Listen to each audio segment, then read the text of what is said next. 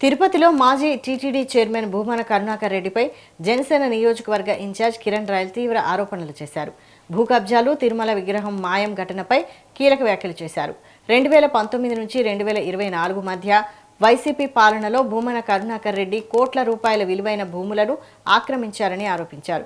మంగళం, తిరుచానూరులో 16 ఎకరాల ప్రభుత్వ భూములు ఆక్రమించారని, భూ కబ్జా బాధితులు ముందుకు రావాలని పిలుపునిచ్చారు. భూ కబ్జాలకు పాల్పడలేదని తిరుమల బేడి ఆంజనేయ స్వామి ఆలయం ముందు భూమన ప్రమాణం చేయాలని సవాల్ విసిరారు.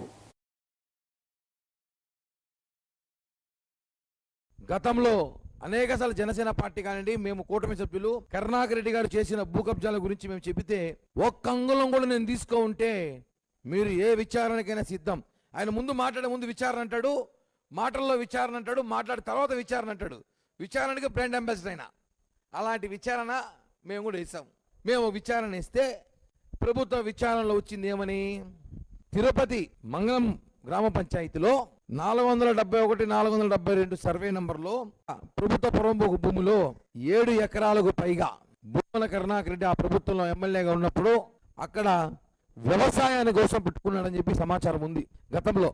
ఈరోజు అది వాస్తవం అని చెప్పి తెలిచారు. అదేవిధంగా తిరుచానూరు 41/1, 47/2 అక్కడ 9 ఎకరాలు, అలాగే 472 సర్వే నంబర్ 473 3 ఎకరాలు ప్రైవేట్ ఆక్రమణ బెదిరించి పెట్టి తన బలంతో ఇలా తిరుపతిలో అనేక మొత్తాన్ని చూస్తే 100 కోట్లకు పైగా భూ కబ్జా, 100 కోట్లకు పైగా భూమన కరుణాకర్ రెడ్డి గారు భూ కబ్జా తిరుపతిలో చేశారని చెప్పి ప్రభుత్వం గుర్తించి ఈ రోజు నిన్న అక్కడ కాంపౌండ్ తొలగించడం జరిగింది, అక్కడ బోర్డులు పెట్టడం జరిగింది.